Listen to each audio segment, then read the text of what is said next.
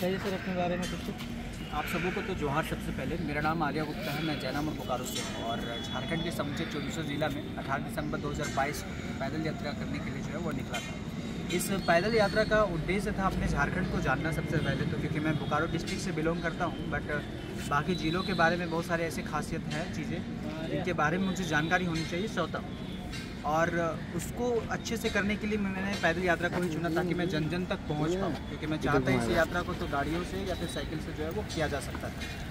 तो मैंने सोचा कि इस पैदल यात्रा के दौरान सिर्फ घूमना नहीं है, चीज़ों के बारे में जानना भी है और उन जानकारियों को साझा भी एक्सपीरियंस लेना है लोगों से कि कैसा है हमारा झारखंड। जी बिल्कुल, ताकि मैं लोगों को दिखा पाऊँ, वैसे लोगों को दिखा पाऊँ झारखंड के बारे में जो समझते हैं। हम झारखंड के लोग जो है सिर्फ पत्ता पहनते हैं या फिर झाड़ियों में रहने वाले लोग, मतलब इस तरीके के हीन भावना से लोग बाहर देखते हैं हमें। कहने मतलब हमारे झारखंड को अच्छी तरह से लोग जान सके कि हमारे झारखंड में क्या क्या चीज़ है और क्या नहीं है, जिसको आगे हम युवा लोग मिल करके आगे बढ़ावा करें।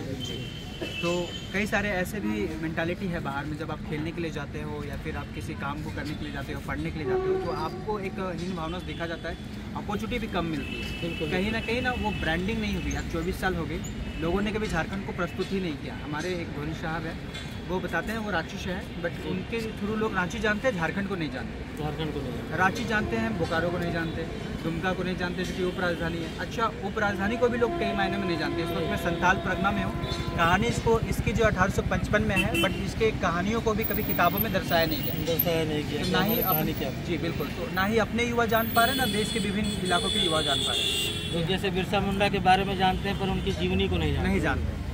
तो मैं खानों को तो जानते हैं पर उनकी जीवनी को नहीं जानते। इसके साथ साथ उनके साथ में जो जुड़े हुए कहानियाँ हैं, उनके आसपास की कहानियाँ हैं, तो उन चीज़ों को नहीं जानता। अब उसकी वजह से क्या होता है कि जो संस्कृति ऐतिहासिक चीज़ें हमारी पहचान थी वो धूमिल होते जाते।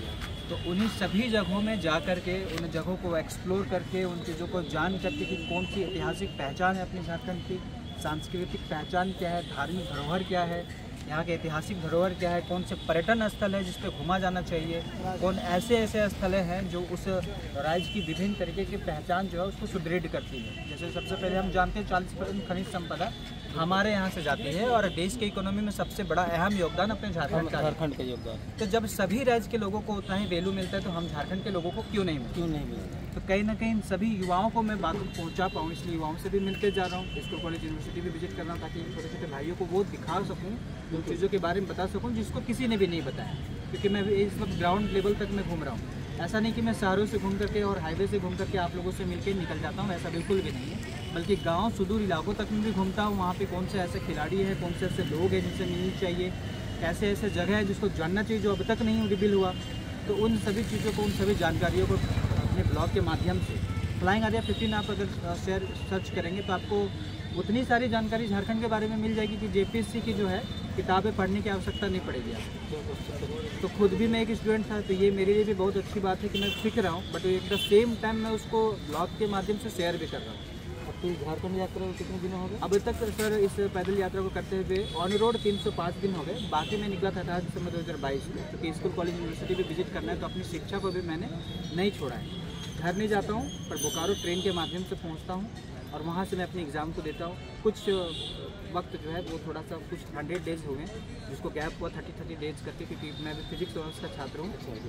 तो मुझे भी पढ़ना पड़ता है विद इन दिस जर्नी, ताकि एक मैसेज जाए इन छोटे भाइयों को कि पढ़ाई करते हुए भी अपना सारा काम किया जा सकता है और उसको छोड़ने की आवश्यकता क्या है। आवश्यकता है, ठीक है। अभी हम मॉडर्न टाइम के लोग हैं, तो उनको सब कुछ करते हुए मैं लोगों को जिस तरह आप इस यात्रा के दौरान में जैसे आपका रहना हो गया, खाना पीना हो गया, क्योंकि हर इंसान को हर एक चीज़ की सुविधा, जैसे बाथरूम की आवश्यकता पड़ती है, नहाने के लिए नल की आवश्यकता पड़ती है, रहने के लिए घर की आवश्यकता पड़ती है, खाने के लिए भोजन की आवश्यकता पड़ती है।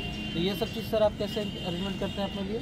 मैनेज करने के लिए सबसे पहले तो मैं सनातन कल्चर से आता हूँ। तो हमारे यहाँ पे पहले कल्चर शिक्षा के साथ दीक्षा होता था और भिक्षा होता था। तो वो जो भिक्षा होता था, भिक्षामदेही कार्यक्रम होता था। आधा वक्त हम पढ़ते थे और आधा वक्त भिक्षा मांगते थे और उससे अपना भरण पोषण करते थे। इस यात्रा में मैंने उसी जो प्रैक्टिस है उसको अपनाया।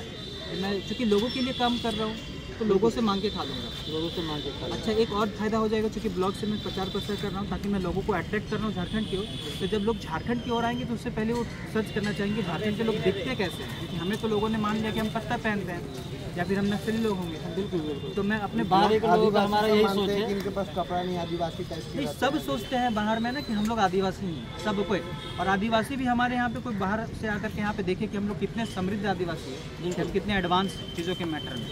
अब दूसरे जगहों के बारे में नहीं पता, बट हमारे झारखंड में तो बहुत एडवांस है और बहुत सभ्य लोग हैं, जिसकी एग्जाम्पल मैं हूँ। देखिए मैं अभी तक जिंदा हूँ, गाँव में भी घूमा है मैंने, वही खाना मांगा है, तो मांगते हुए भी कहाँ पे लोगों के साथ रहता हूँ वो दिखाते चल रहा हूँ मैं, ताकि लोगों को ये आश्वस्त कर सकूँ कि कितना सेफ प्लेस है हमारा झारखंड। क्योंकि कई सारे बॉलीवुड में इस जगह को बदनाम कर दिया, न्यूज़ रिपोर्टर्स कभी कुछ जैसे बड़े जो भी चैनल्स वाले। बिल्कुल बिल्कुल, जैसे हमारे झारखंड को और खासकर हमारे जामताड़ा को साइबर को लेकर के कुछ ज़्यादा ही बदनाम कर दिया गया। बट लोगों को ये भी जानना चाहिए, ईश्वरचंद्र विद्यासागर ने तकरीबन 20 से 25 साल जो है वो यहाँ पे उन्होंने गुजारा अपना, मतलब बताया है। इसके साथ साथ 118 पंचायत में लाइब्रेरी है। वो ये शायद ही आपको कहेगा चितरंजन, जो कि बहुत लोकोमोटिव का क्षेत्र माना जाता है कि वहाँ पे ट्रेन की जो है वो चीज़ें बनती है। आपको ये भी पता होना चाहिए कि लीज में लेकर के रखा है हमारे जामताड़ा की धरती को।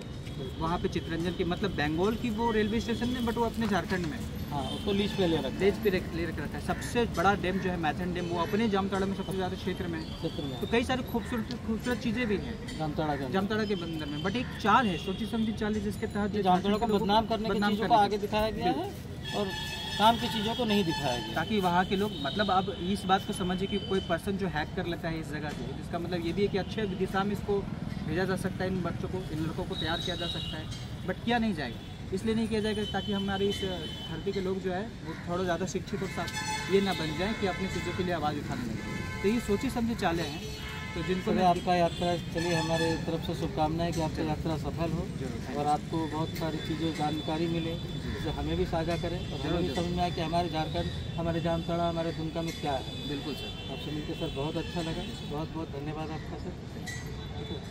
हो गया वीडियो।